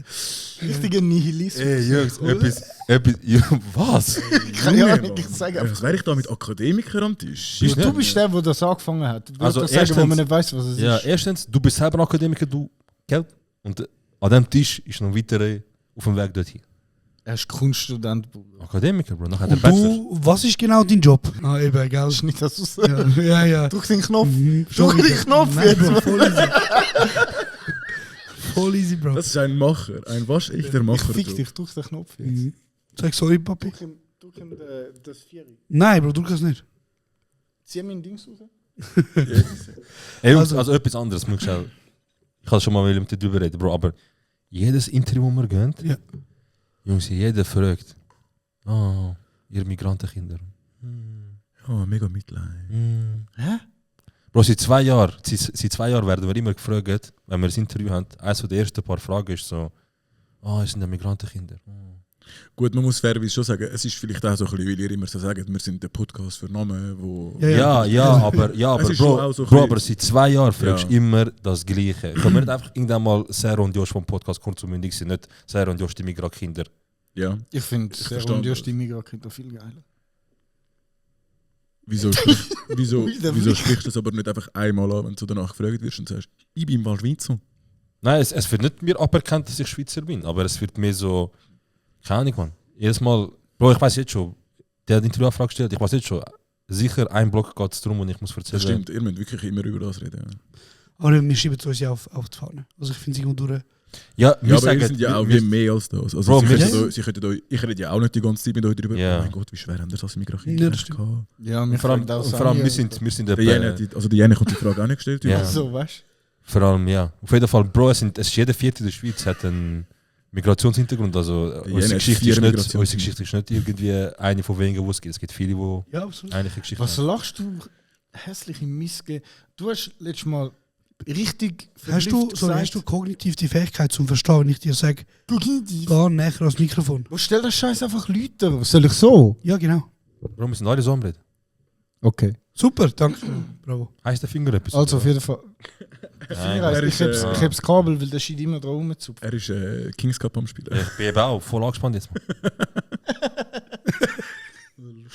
Also, was sind wir am Reden gewesen? Was ist das Über Gimmick? Über- Migros-Kids. Also, Ah, sorry. Wenn wir beim Thema Migros-Kids sind, wer hat jetzt Catfish? Er hat gesagt, mach nicht noch einmal, ich packe auch deine aus. Er hat gesagt, Bro. Er hat gesagt, Er hat Bro. dir gesagt, Bro. Wenn er jetzt auspackt, dann ist er hässlich gewesen. Das ist wirklich Nein, er nicht hat es nicht gewesen. angesprochen. Hey, ich habe es ja nicht angesprochen, Okay. Catfish. Okay, in dem Fall. Alter! Ich schwöre, jetzt hat er Jetzt hat er es jetzt gemacht. hat er So ein angesprochen. Jetzt Jetzt musst hat du er erzählen. angesprochen. Jetzt Jetzt musst du hat erzählen. Nein, erzähl nicht, aber ich würde mehr sagen, jetzt hat er es gesagt. Nicht, dass du wieder sagst, ich habe es gesagt. Ja, aber erzähl jetzt die Geschichte vom Catfish. Wenn er es 3 Mal sagt. Ja, habe ich gar nicht. Das ist gut für mich Hey, schon. nein, er findet es nicht lustig. Ja, wieso tust du denn die ganze Zeit nicht stressen wegen dem? Er ist das Problem und sagt dann wieder, hey Also- Jungs, hängen wir's. Also darf ich schnell etwas... Kennen Sie die Sendung aus den Staaten, wo so die Pedos catfished werden? Und nachher, weißt du, haben sie das Gefühl, sie treffen sich mit einem 14-jährigen Dann Buch. kommt einfach Also, das ist der, YouTube, dann kommt das ist einfach der nicht- 6ix9ine mit dem Dings, mit dem Vitali oder so. Genau. Ey, was ist das mit dem Akon, wo der kommt Bro, singen? I'm locked. Er auch mitsingen, Bro. Einfach der Pedo dort, wie sie ihn festnehmen. Und dann kommt auch mit dem... Aber ja, können wir schnell bleiben, damit die Leute checken, was wir reden. Eben, es gibt ja mega viele so Sendungen, wo genau das Thema ist. Und nachher tun die Leute ja so weißt du, wird ja vor laufender Kameras werden verwünscht. Es hat auch also lieber so ein Catfish als das festgenommen wird für so ein Scheiß. Weißt du, was ich meine? Ja. Ja. Ich kann nur das sagen. Ich denke, jetzt ist etwas Krasses. Aber ich habe kurz zu mich stressen. Was? Gar nicht gesagt! Zweimal mit Bro, ich bin auf Zone und ich so, wow, weißt du, wo er das Thema? Er so, aber lieber das als Catfish werden, Bro. Sorry. Ey, du kennst die Story ja nicht, du weißt nicht, Ja, was das besser stimmt. ist. Das stimmt. Du kennst die Story nicht? Hey, nur so halb. Hey, können wir jetzt... Ja, wirklich. ja, nächstes Thema, Okay, bitte. chill. Jenny, okay? Wirklich, ja. Okay. Also, es gibt einen YouTuber, Vitali. Vielleicht kennt ein paar. Der Ein Typ paar ist so ein Bastard. Ich kann Bro, ich auch habe das nicht gern, Gefühl, Bro. ich habe bin das mal- Gefühl, der ist mal nachher macht irgendeinen Skandal, nachher ist er kommt er wieder und dann ist er voll wieder. Ich habe irgendwann im 2016, als ich in Vegas war, glaube ich, ist der Bruder, ich hatte in dem Hotel stockbesoffen, der Typ hat nicht mehr können stehen. Habe ich den gesehen und der hat sich Bro, den wir grössten sind so Bastard genommen. kulturlos, Ey Mann. Bro, ich habe den damals so krank von so einem YouTube-Videos. Ich habe den nicht lustig gefunden, weil ich Ja, finde ja. so Pranksters einfach nicht witzig. Wir haben übrigens eine Show, wo wir andere Leute pranken. Ja, aber das ist ein bisschen etwas anderes, Bro. Der Bruder findet es lustig, irgendwelche Frauen halbnackt auf das Fußballfeld an einem Champions League-Finale schicken, damit sie Werbung für sein OnlyFans machen. Haha, das ist ein Prank, Bruder. Das ist Hey, kein du Prank. checkst den Point einfach nicht. Das stimmt. Aber das ist für mich einfach kein Prank, den der Ja. macht. Und entsprechend habe ich den einfach schon immer einen Spaß gefunden. Und als ich den in Vegas gesehen habe, wie stockbesoffen der war, ist der Hast sich du gar nicht mehr geflattert? zusammen. Ah, Nein, Bro, aber schade. der Typ hat sich gar nicht mehr zusammenreißen drin. Und ich dachte, Alter, wie kannst du so berühmt sein, so viel Cash haben und ich da wie der grösste Nuttensohn bin? Ja, wir schaffen es ja auch, uns nicht so benehmen. Weißt du, wie besoffen der Jol... Weißt du, wie besoffen er war an dem Podcast damals? Nein, Podcast Award. Bro, also das muss ich dir erzählen. Podcast Awards. Dort ist er ganz. Bro, look, er kommt so. Wir sind beide nicht in der Lune gewesen. Also nicht in der Lune. Einfach so, weißt du, es ist ein cooler Ort. Es ist ein Podcast. Weißt du, es ist ein Podcaster und wir gehen, weißt du. Wir können auch ein bisschen mit den Leuten reden, aber wir sind nicht hingegangen, wie wir wissen, dass wir gewinnen. So eine Mesa. Dort hingehen, lustig Abend. Ich komme da und er so, ey Bro, weißt du was? Ein Gläschen geht doch nicht. Weißt du, wir sind eh schon da, Alter, wir müssen 1-2 Stunden da hängen. Also ich muss da kurz intervenieren. Wir haben, also nicht nur, dass wir nicht gewusst haben, dass wir gewinnen, wir haben auch wirklich nicht damit gerechnet. Also keine Sekunde haben wir gedacht, so, wir werden das jetzt gewinnen. Ich verstehe, warum. Und, Dankeschön. Und der Typ, der an der Bar gearbeitet hat, Der Bre. Da hast du jetzt gerade den letzten Tropfen noch abgeschleckt. Ja, Bro. der Bre, der an der Bar gearbeitet Was hat. zahle ich? Hast du nicht bezahlt? Ja. Doch, das wird schon finanziert. Okay, können wir kurz da Gesamtpaket von der bleiben? Miete, Ja, aber ja, schon bitte. gut. Der Typ, der an der Bar war, er hat mich so angeschaut. Er so, hey, normalerweise ist nur Softgetränk, Bier und Wein ist quasi gratis. Haus. Nachher ist er kurz ruhig, ich bin kurz ruhig, dann schaut er uns an, er so, aber für euch geht's 20 Wand, Bruder. Und darum, Bro, habe ich die Möglichkeit gehabt, wenn ich schon an dem Abend bin, dass ich halt auch noch gratis zu.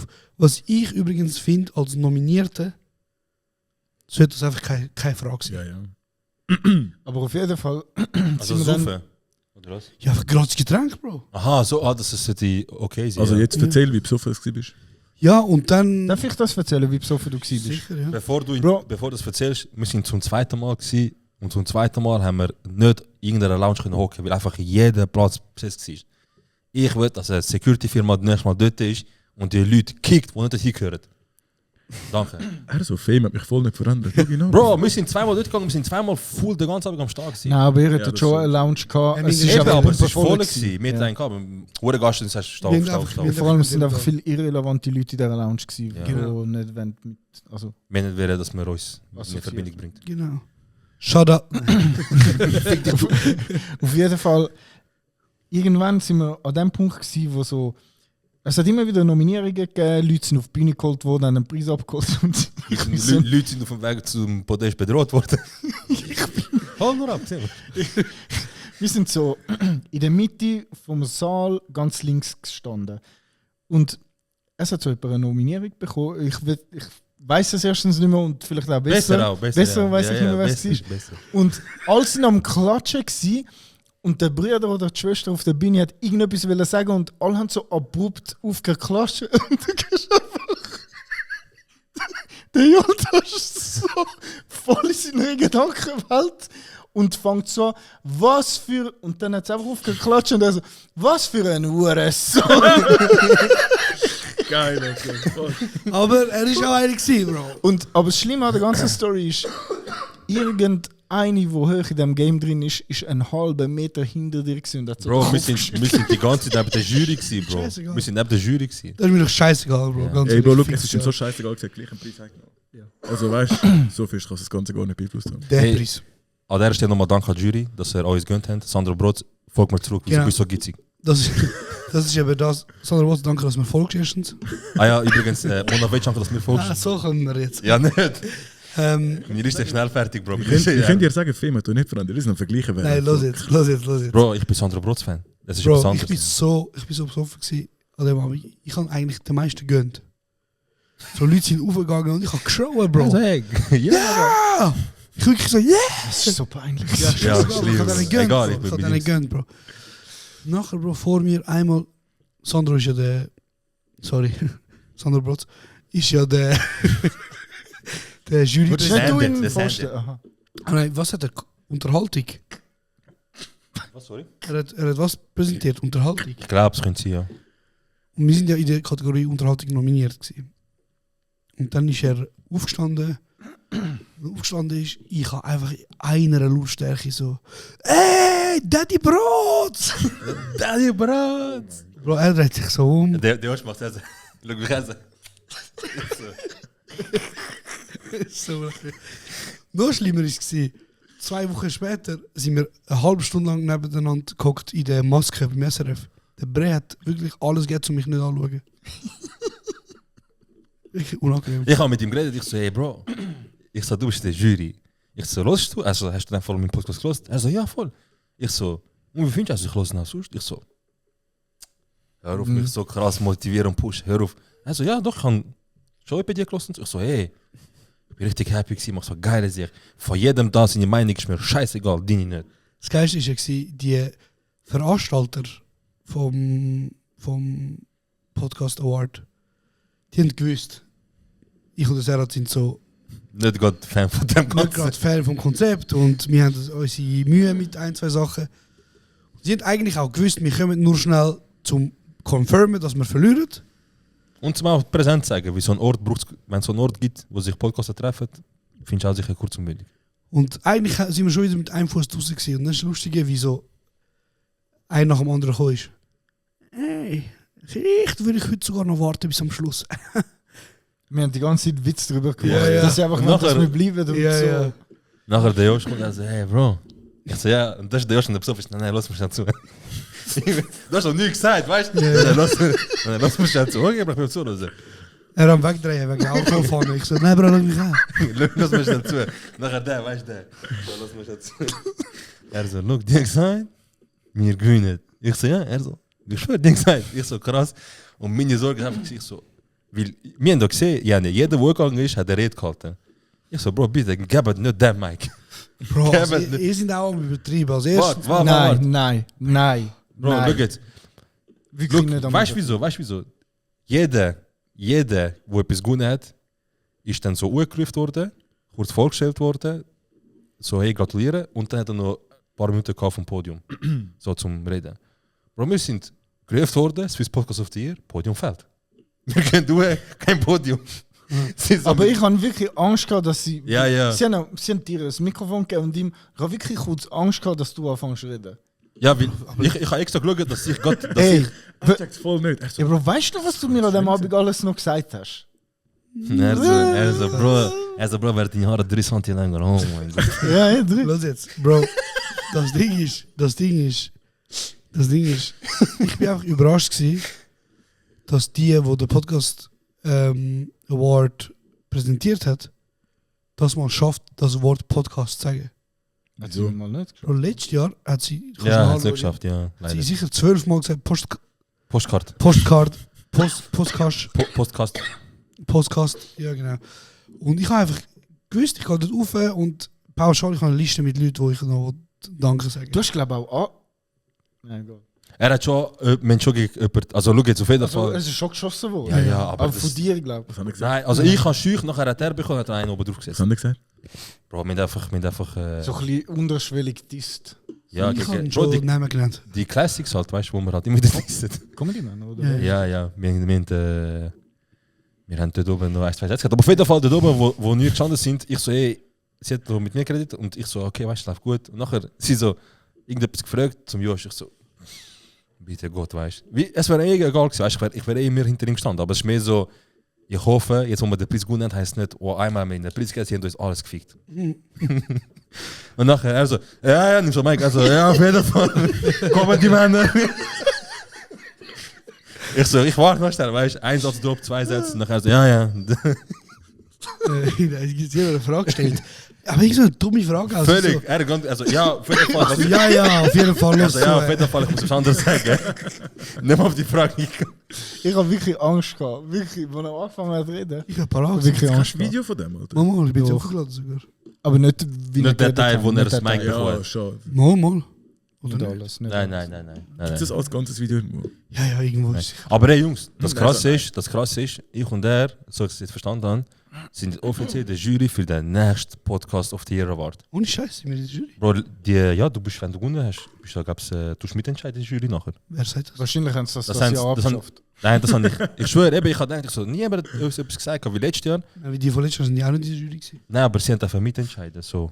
Sie so sagen ihnen, vielleicht vergessen es. Also, ich muss auch nochmal lesen, aber. Ich Ich stimme stimme für der mich. eine von ihnen genug besoffen.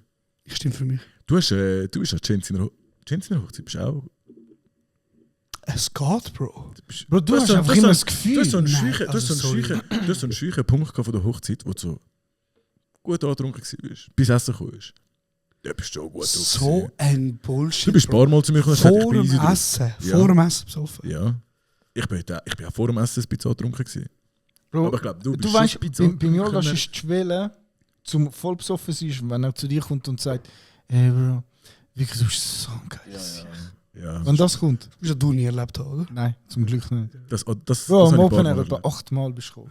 Aber ich finde es auch eine geile Sache. Ja, aber hast du mir noch nie gesagt, wenn du nicht besoffen bist. Ey, ich finde es gerade nicht. Ich habe irgendwann mal gelesen, dass die gewinnen, der Podcast of the Year, dass die nachher auch im Jahr darauf mit können entscheiden so. Oder einfach sicher mal bei der Selektion sicher mal mit dabei sind. Aber ja, auf jeden Fall, ich habe das Gefühl, es muss so etwas kommen. Weil, wieso willst du einen Podcast of the Year sein und nachher nächstes Jahr einfach nicht dürfen mitreden, Bro? In diesem Jahr wissen wir, was sicher geil ist und was nicht. Nicht? Hörst dir Podcast? Andere? Nein. Und was sollst du denn aus? Du bist ganz am Lachen. Ich habe eine Überleitung zu einem anderen Thema machen. Nein, Aber das, ja. das Thema besprechen wir nicht. Haben wir da gesagt? Nein, nicht das Thema. Aha. Ja, sag. Du hast gefragt, ob wir einen Podcast hören. Du bist ein mega Fan von Lanz und Brecht. Was? Du bist doch richtig Von Fan von was? Holz und Hopf, nicht? Oder wie Ja, heißt Hef und Das Gold.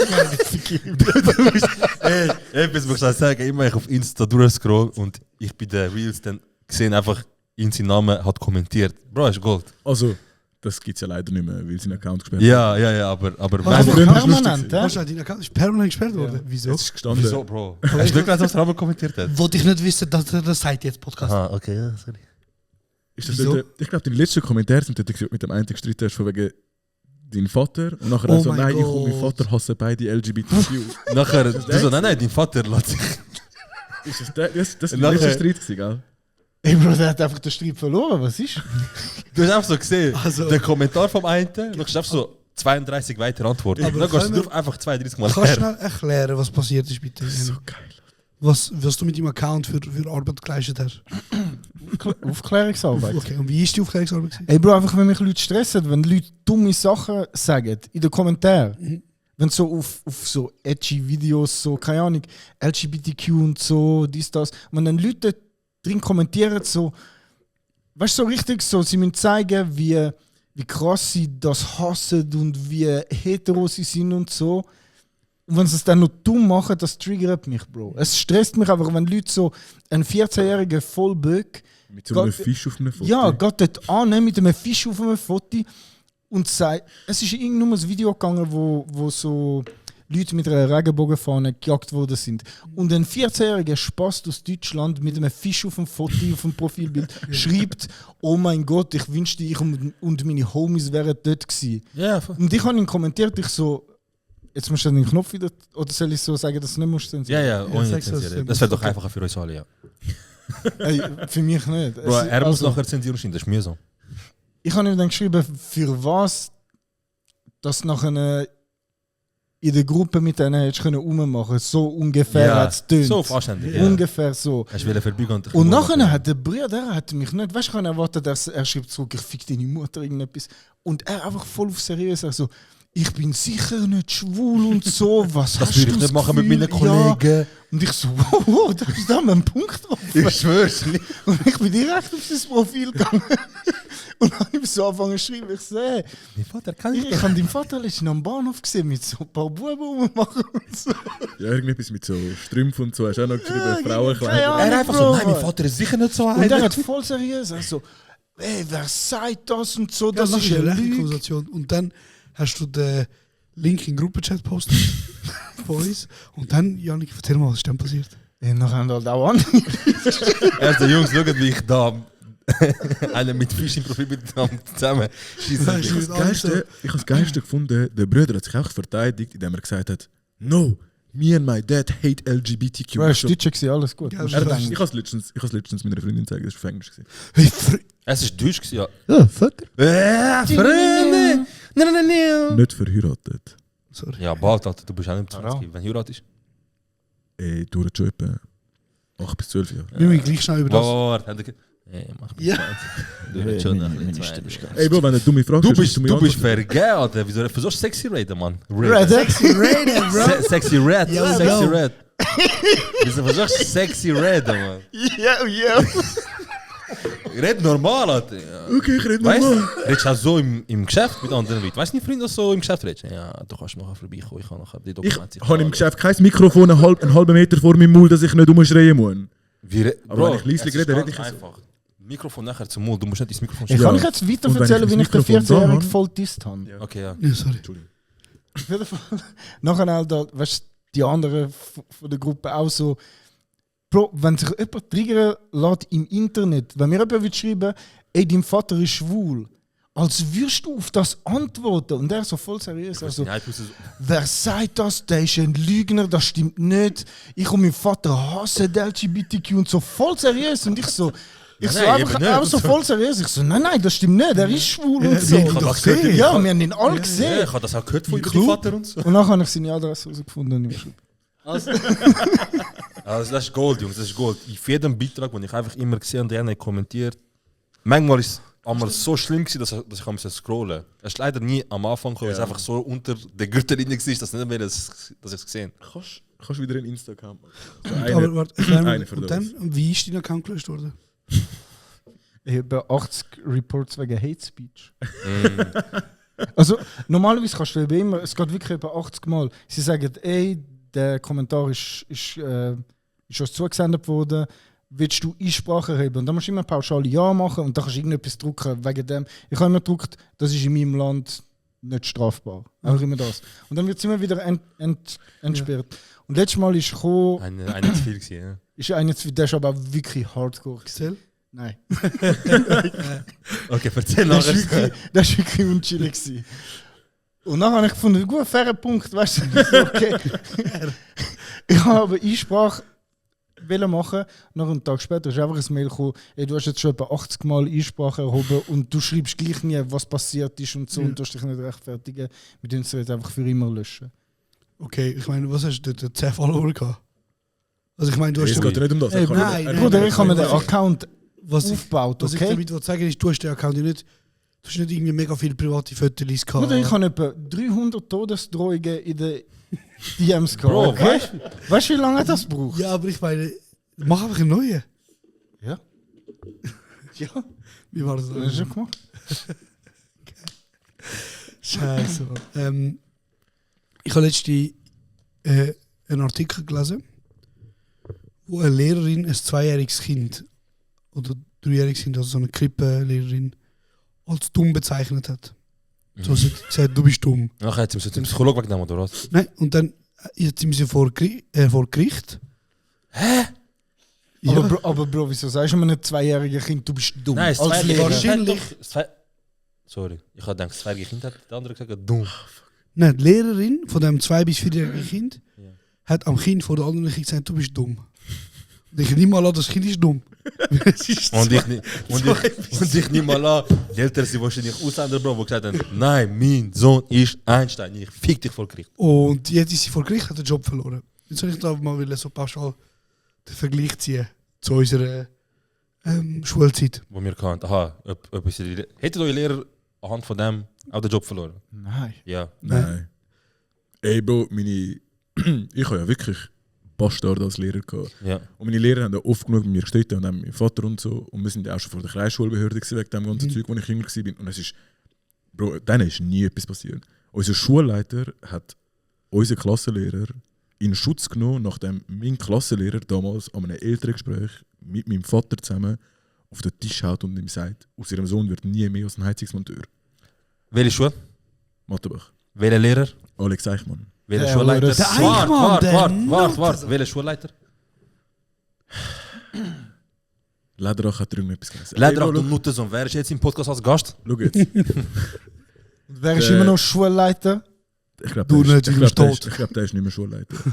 Der Brüder, ich habe das oft gehört, wenn ich das gesagt habe. Und das ist so einer von diesen Sätzen, die ich eigentlich prinzipiell sehr, sehr, sehr, sehr selten sage. Mein alter Lehrer hat irgendwann eine Krebsdiagnose bekommen. Das war ein Tag, wo ich mich gefreut habe. Weil er es einfach verdient hat, der Bastard. Weil ich, Nein. weil ich mir sicher bin, ich bin nicht der Einzige, wo. Also ich habe ja auch Geschichten vom Uhr und so, kenne ich ja auch, was für Ja, ein ja. Bastard Mehr er gibt- war. Bro, Mattenbach. Ja, ja, Bro, Mattenbach kennt man, Bro. Von Bro, früher, und von eurer Zeit. Das Also, ist ein richtiger Hurensohn gewesen, Alter. Er hat eine Krebsdiagnose bekommen, ich habe mich richtig gefreut. Ich habe mit dem Studium angefangen und im ersten Jahr vom Studium habe ich ihn gesehen. Und das ist ja dort, keine Ahnung, 5 Jahre her, als ich fertig war mit der Säge. hast du ihn angespuckt? Ey, ich habe es mir kurz überlegt und ich dachte so, ey, die ganze Story ist so lange her, scheißegal, ich bin älter geworden, ich bin jetzt, keine Ahnung, 20, 21, ich gehe jetzt zu ihm, ganz normal, ganz Ja, der wäre erwachsen. sicher anders. Er so, statt Instagram ist Real Life. Ich habe gesagt, wer hat das keine Augenbrauen?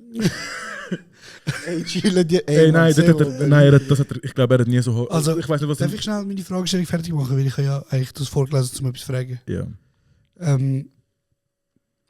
Genau, ich habe wieder fragen, erzählt mal Geschichten, wie Schüler mit Lehrerinnen umgegangen sind oder umgekehrt in eurer Schule. Weil ich bin jetzt in einer Schule gewesen, die jetzt auch einen gewissen Ruf hat, so. Das Mattenbach genauso. ZHD kann ich jetzt gemeint. Ja, die hat auch einen gewissen Ruf. Ja, Rosenau. Ein anderer einfach, ja. Und ich meine, Oberi ist jetzt auch nicht vielleicht ein unbeschriebenes Pflaster. Und ich weiß nicht, wo du Bülach oder. Er ist nicht so... Lach, er ist Wo nicht- bist du privat? er Wo so- bist du? er ist- Er ist schon wieder duckst, Bro. Es gibt keinen Knopf, du blöde Sieg, Mann. Blöd, das sag man. Nein, duck den Ja, nicht. Crazy Frog Aha, of Crack. sorry. Du kannst zweimal zensieren. Wieso zweimal? Ist zweimal passiert? Okay. Okay, also. Ja, meine Säcklehrer sind Hurensohn gewesen. Ich hatte ihn als Säcklehrer. Der Typ hat mir 4,7 und so auf einen 3,5 abgerundet, damit er mich Was? ins B schieben kann. Ja, Bro. Wie hat er geheißen nochmal? Ist der gleich? Alex Eichmann, ja. Alex, oh mein Ah, Gott, warte ja, schnell. der Kleine. Warte schnell. Nein, der ist mittlerweile in Pension. Bro. Ja, Bro, ich könnte schauen, ob er lebt. Das weiß ich Und nicht. dann steht in Google, ob er noch lebt oder nicht. Vielleicht Todesanzeige, Bro. Bei Schweizer ist das ja etwas Normales. Also, genau. Und du warst in der Oberstufe gewesen. Ja. Ey, ich habe ihn eben nachher ein paar Jahre später gesehen. Ich dachte, komm, ich tue jetzt normal zu ihm. Ich bin zu ihm angegangen. Er schaut mich sehr lange her so. Schidor. Ich so, ja. Dann habe ich so ein bisschen kurz, 15, 20 Sekunden, so ein bisschen das Gespräch angefangen, wir so ein bisschen geredet. Ich dachte, scheißegal, weißt du, reiss dich zusammen. Musst du das nicht geben? Und dann hat er mich so gefragt, er so, was machst du jetzt und so? Und dann habe ich so gesagt, Ist nicht der, oder? Nein. Okay.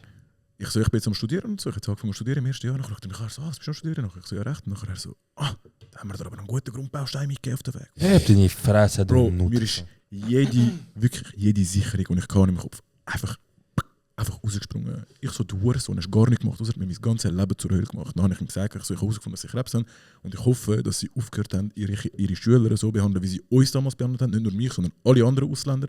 Er hat irgendeine andere Schülerin von unserer Parallelklasse, hat er in CKB auch schicken. Sie hat Gimmi-Prüfung gemacht, ist ein Gimmi gekommen, ist mit ihrem ersten Gimmi-Zeugnis, wo sie einen 5,8 Schnitt hatte, ist sie zu uns gekommen, hat auf den Tisch gelegt und gesagt, sie haben gesagt, ich kann kein Deutsch, ich kann im Gimmi einen 6er. Wer von uns kann jetzt kein Deutsch? Einfach nur, weil sie Albanerin war. Ja. Und also, er war wirklich ein Hurensohn. Das ist so, er ist einer von wenigen Menschen, bei denen wo ich mich auf seinen Tod wirklich freue. Oder freuen würde. Eigentlich juckt es mich nicht mehr, ob er noch lebt oder nicht, aber... Bro, ich sag dir, wenn dich das so belastet, Mach einen zweiten Insta-Account. Such sie Ich kann dir ein Insta, paar Tipps geben, Bro. such sie Insta, schick ihm einen Catch-Link, damit Bro. seine Adresse hast. Ja, Zack, zack. sicher. Ich würde hure gerne so ein bisschen, keine Ahnung, irgendetwas heimschicken. Tote Pferdekopf oder so. Aha. Ey, also meine Lehrerin würde ich jetzt nicht ganz den Tod wünschen, aber ich würde vieles wünschen. Und zwar, Darf ich es nochmal schnell sagen? Alex Sehr. Eichmann, du Nuttensohn, ich hoffe, du stirbst. Real. also ich habe auch, wahrscheinlich ist das nicht der einzige Peach gewesen, der deine ganze Schullaufbahn hast. So. Wir haben ein paar Lehrer gehabt, verschiedene Fächer auch und so. Und meine, ich sage das immer wieder, meine Handarbeitslehrerin, Werklehrerin von der Oberstufe, ich weiß ihren Namen nicht, Vornamen wahrscheinlich Nuttentochter, Nachname Jakob. Und Ah, nur der Tochter Jakob. Ah, die. und sie ist beim Schulhaus Limberg, wo ich in der Oberstufe war. Ich habe letztes Mal mitbekommen, dass sie jetzt in Liechenberg ist.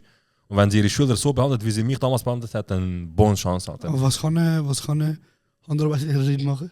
Bro, ich habe mich auch Das war gefragt. mit der Uhr. gewesen. Ja, ich habe mich auch gefragt. Bro, das ist ein Trauma, Bro. Ja. Ich habe mich auch gefragt. Bei Chill, Bro, tu einfach eine Maschine umstecken. Was soll sie machen? Bro, ich war dort gewesen und wie fest ist die Präsenz für euch, dass ihr kurz sind? Als Kind? Für mich Ja. stark. Für dich nicht. Ey, nicht mega. Also es kommt darauf an, in welchem Alter. Eben, genau Ich habe mich so. einfach hure oft müssen rechtfertigen, dass ich nicht Türk bin. Eben, entweder haben Ich das eben, als ich ganz, Und dass als ich ich ganz nicht- jung war, habe ich das wie gar nicht gecheckt. Der Unterschied zwischen Türken und Kurden. Ja, mir ist es einfach schon gesagt worden, Er- ich kein Türke. der Shit ist so, also ich bin kurz. Auf jeden Fall. Und dass wir kein Moslem sind. Ja, das habe ich auch. Ja, erzähl es schnell weiter. Eben, bei mir war es entweder, ich habe mich müssen rechtfertigen und erklären, dass ich ein Kurd bin, was ein Kurd ist. Oder, Bro, ich bin von Leuten wie Frau Jakob pauschal als Terrorist betitelt worden. Das ist wild. Bro, einfach pauschal, Bro. Ich nicht. Also, Bro. wie? Bro, pauschal. Schau jetzt. Ich habe eine Uhr gemacht. Uhr hat Umriss von Kurdistan.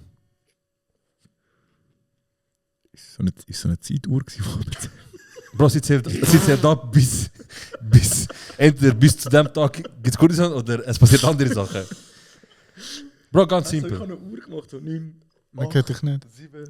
Man kennt es schon. Auf jeden Fall, ich mache die Uhr, Bro, Kurdistan-Form, schön in der Farbe von Kurdistan, mache die alles schön an. Ich zeige euch so, look, das wäre dann das Endprodukt, so. Ich tu noch kurz ein bisschen weitermachen und so. Nachher sagt sie mir einfach, eiskalt. Sie so, was ist das? Ich so, Kurdistan, weißt du? So. Von dort komme ich her, so ist das Land aufgebaut und so. Also Kurdistan, Wesh. Wir sind oben. Und nachher, sie so einen Terroristen-Dings, sie können zu meiner Klasse. Bro, Nachher, ich so, Bro, wie alt bin ich gewesen? Sagen wir vielleicht, weiß ich auch nicht, man, 10, 11, vielleicht 12. Aber sind wir ehrlich, wäre das heute passiert, die Ich hätte ihre Mutter gefickt. das auch. Ich meine, nicht wärst du jetzt sie dir das jetzt gesagt, sondern in der heutigen Zeit. Ich glaube, sie wäre für das gefickt worden. hey Bro, Bro, ich weiß logisch. nicht, weil Es ist siehst schon du, viel- also Also, Jungs, sorry. Wie oft macht irgendein türkischer Nuttenkinder Fußballspieler ein Goal und ganz Deutschland fängt an das Zeichen machen? Ja, aber das ist jetzt an der WM. EM. Ja, Ist ja auch und der voll- ist das ja auch abgehandelt volles worden Ding. für das. Ja, Ja, das und ist jetzt ja auch haben volles sie- Ding. jetzt haben wo- sie- ja, in der Türkei- abgehandelt worden, Bro. Statue gebaut. Ja, aber das ist Ja, halt voll- nachher, das ist Türkei voll selber. Aber das verwundert. ist, Das ist das Türkei ist, selber, eben, ja. das ist ja da, ist das ja Bro, etwas er anderes. als Spieler ist abgerangelt worden. Ja. Als ein Weltstar. Einverstanden? Ja. Sobald Türkei gönnt, auf einmal jedes Auto geht ja hupen. Dort, Bro, die Leute zeigen das Zeichen, als wäre es eine Hitler-Group, Bro.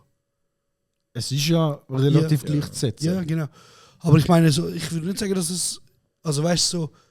Dass so Sachen. Es ist halt nachher, also weißt du, darfst wie nicht vergessen, die in der Schweizer Politik sagt man dann wie, das ist nicht mein Problem, was die untereinander für ein Problem haben. Die Rechten sagen sich untereinander, juckt uns doch nicht, was die Terroristen untereinander machen. Und die Linken sagen sich, ey, also weißt du, so, die Ultralinken sagen sich, ja, das ist vielleicht bei ihnen, je nach Interpretationsspielraum ist das Nein, etwas anderes. Bro, nein, Das glaub ich Bro. nicht. Die Linke, also du, jeder normal denkende Mensch, der ein bisschen in der Materie, kannst du bitte dein Handy weglegen?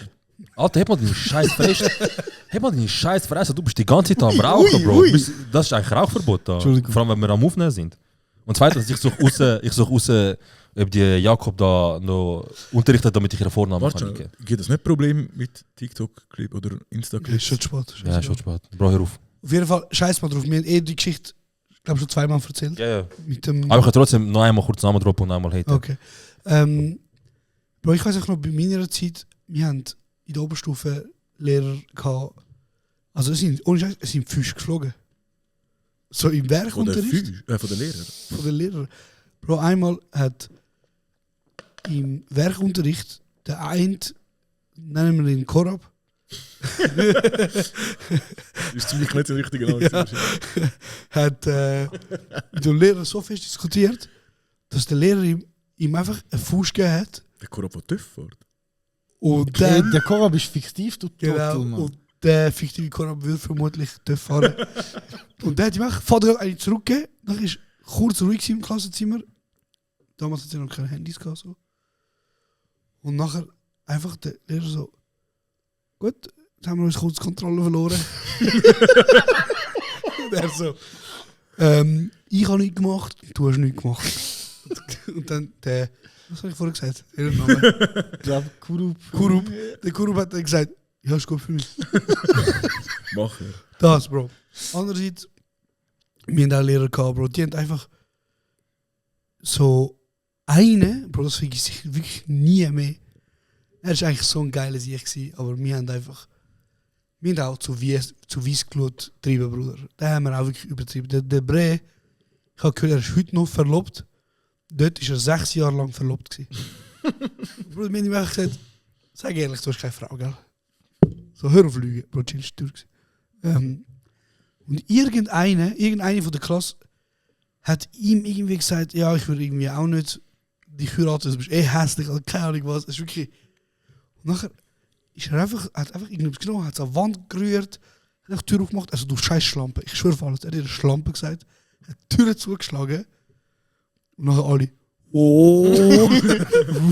und es ist nichts passiert, Bruder. Ey, Und die andere kassiert frischlos, wie sie an einem wahrscheinlich wirklich dummen Kind sagt: Du bist dumm. Aber Bro, ist der Job etwas für dich, wenn du einem 2-jährigen Kind sagst, du bist dumm? Also, Bro, look, Es ist ja offensichtlich, sind 2-jährige Kinder dumm. aber Bro, ganz ehrlich. Du hast nie ein 3-jähriges Kind beobachtet und gesagt: Das Kind ist so dumm. Jeden Tag, Bro. Oder? Aber ich bin kein Lehrer. Ich habe keine pädagogische Ausbildung. Ich tue 14-Jährige auf Insta fertig machen. Was erwartest du von mir? Das ist meiner Meinung nach sehr pädagogische Ausbildung. Bro, es ist ja wichtig. Ja, das ist pädagogische Erziehung. Dankeschön. Genau, hey. Ich kann Fick Angelika Jakob, Fick dich, Fick Schwul aus Riechenberg, Fick Limberg, Fick Alex Eichmann. Fick Alex Eichmann, Fick Mattenbach, Fick. Nein, Bro, Shoutout Rosenau. Ich habe wirklich gute Zeit gehabt. Aber Lehrer, irgendein Pitch hast du Irgendein Pitch. Ah ja, warte kurz. Da muss ich schnell erzählen. Ich Außen. weiß nicht mehr, wie du heisst, du Nuttensohn. So heißt er sicher. Ist das wieder eine Folge, wo ab und zu Nuttensohn gesagt wird? Aber los jetzt, Bro. Wir haben bei ihm IK gehabt. Wisst ihr noch, was ist Information und ah, Informatik einfach. Ja, es ist einfach so voll. 10-Finger-System. So Word, Ja, genau. 10-Finger-System, ja voll. Und er hat wollen, dass ich ihm irgendein Dokument, das ich gemacht habe, zur Überprüfung bringe.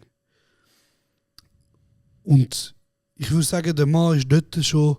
Wir sind alle verwundert gewesen, dass er noch nicht 7 neue Herzklappen hat. So. Tschüss. Weil Wegen... der Brett ist schlimm fett gewesen, Bro. Also Okay, weißt du so. man kann es beim Namen nennen, okay. Ja, man kann es beim Namen nennen. Okay.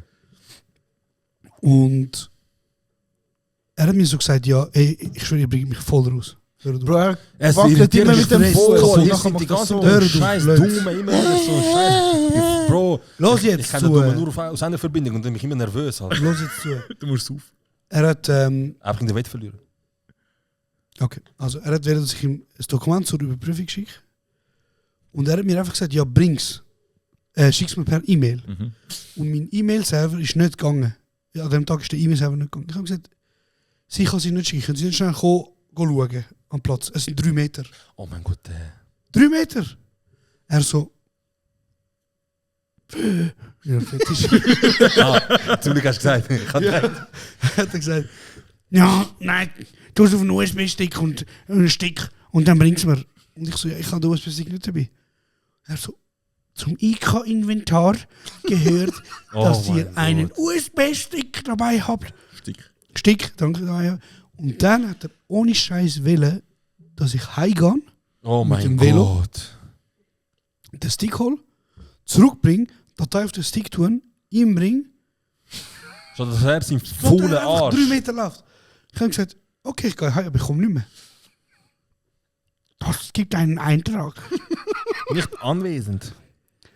Und Bro, ich habe ihm dort gesagt, ich weiß sogar noch, das ist so dumm, aber er hat damals eine Hose angehabt, wo hinten, dort wo die Gürtelschlaufe ist ja das Logo von der Marke. Dort, die Marke hat einfach Mac geheißen. MAC. Mir hat ihm gesagt, look, der Uhrensohn ist so Fan von Computer, er kauft sogar Mac-Hose. Ja, das ist Point. Aha. Ich habe gedacht, Wegen Mac, wegen Fit. Also fick down. Fick down, man. Fick Das ist down. auch nicht genug. Der hast du auch einen Lehrer, der verflucht? Wie oft wollen wir noch seine... Das ist Also wirklich? Sorry. Sonst Sorry. können wir nachher über Berge reden, was wir gemacht haben, wo wir angekommen sind. Wir können auch über Gilly seine geile Verteidigungsstrategie reden, wo er das Gefühl hat, wir werden angegriffen. Du hast übrigens die Uhrzeit im Blick. Ja, Ja. fuck. Etwas jeden Letztes, was ich Fall. noch sagen wollte, ganz kurz. Ich habe einen Lehrer gehabt, der hat mein Leben absolut positiv verändert. Wirklich. Das war der erste Lehrer, der auf eine Art und Weise an mich geglaubt hat. Jedes Mal der Jan am Lachen. Hey Bro, ich schau dich an und du machst so. Bro, ich schau dich an, du so, schon rot. Ich so, Bro, wieso? Leute machen das Thema auf, er so am Kämpfen. Ja, schön. Also erzähl. Ich würde auch sagen, danke, dass wir den Schwanz im Mund geben. Nein. Nein. Doch. Und doch. Bro, einfach danke. Weil es gibt einfach gewisse Personen, die machen, Ja, glaub, same. sie macht so einen guten Job als Frau Lehrer Wunderlich, ich liebe dich. oder als Lehrerin. Und ich glaube, sie hört das selber gar nicht. Ja, fix. Was sie für einen Impact haben. Oftmals checkt man das erst viel später. Voll spät, ja. Hey, Voll. darum bin ich mega Fan von Leuten aus unserer Generation, die vielleicht auch einen Migrationshintergrund haben, die an die PH gehen. Das ist im Fall wirklich einer von diesen Berufen, die ich mega hoch anrechne, den jungen Leuten, die das so machen. Ja, Weil Mann. es ist ein Beruf, der dich voll fickt. Also du bist lohntechnisch bist du nicht voll weit oben für das, was du Du machst. musst ganz geflöte spielen. Also Es als Lehrer es finde ist ich schon, nicht schlecht, also Bro. weißt du, in diesem Studium würde ich mich zum Teil schon auch ein bisschen behindert fühlen, wenn Ja, ich... ja. Aber Also weißt warte, du, wenn, warte. Erstens behindert es nicht negativ sein und zweitens, du Ja. findest als Lehrer gut, Bro. Also Bro, für das Das du geht. 3 Jahre studierst, bist du Für im Fall das- nicht... Bro, Leute können BWL studieren, 3 Jahre fangen einen Monat, BWL-Job die an, gehen- verdienen nach 5 Jahren verdient die 130, 140'000. Als Lehrer fängst du an mit, es ist nicht wenig, du fängst mit 95'000 vielleicht an, aber du bist nicht schnell bei 120. Das Bro, dauert die vor Benefits, die du x hast. Jahre. Erstens, Was sind wir jetzt? Die 14 Wochen Ferien? Bro, die Ferien, du bist im Staat Du bist angestellt, dann- die Bruder, weißt Pensionskasse- du, die was du Pensionskasse musst du ist- dir nachher anhören vom Jona?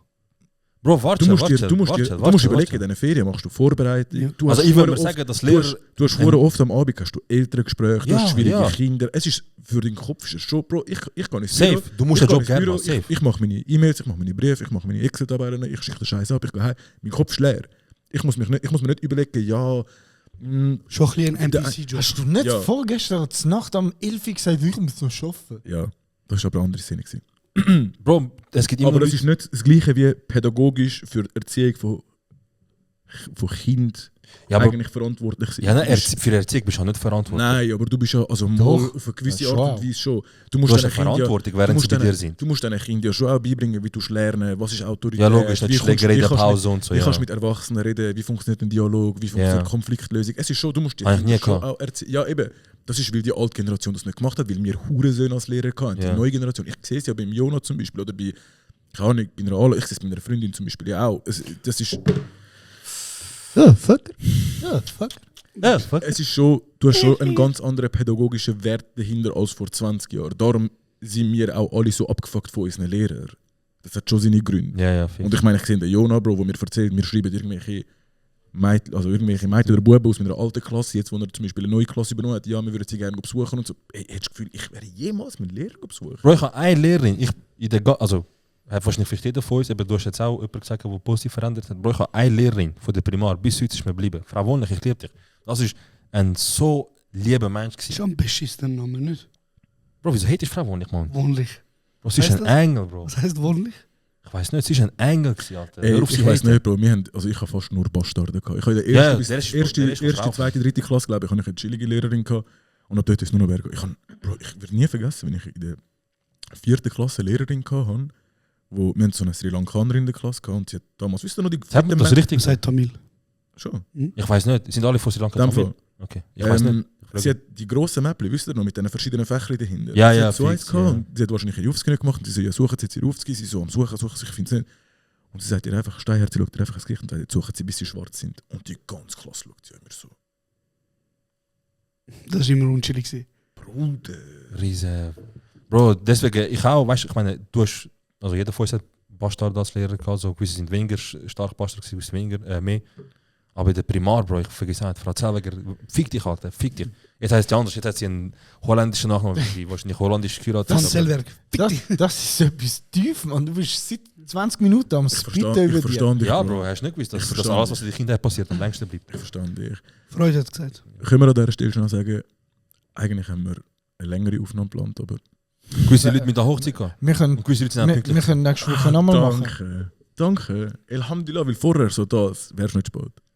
Nein, weil Bro, ich kann ich stehe zu dem, was ich mache. Eigentlich kann ich wirklich, hätte ich gerne noch über das Wochenende geredet. In den Bergen? Ja, wirklich gern. Aber das können wir für eine nächste Folge, Also und wir meinst sonst du, auch bald aufnehmen. Nächste Woche. Meinst du dort, wo der Gili mit einem Besen probiert hat? Bruder, du hast So, so erzählt. Fuchs, Wölf, Bären, alles haben wir abgewehrt. Also, wer möchte das Outro machen? Jenny, du. Nein, das ist Machen wir zusammen, wenig- komm, machen wir wenig- zusammen. wenig- Ich mach's gut zusammen, du hast das Ding. Wir tun unsere Sätze ergänzen fangen. Ey, das ist Folge Nummer 106 gsi. mit dem Jene und... Skidar, Skibidi. Und das war wirklich Slay gsi. Skü.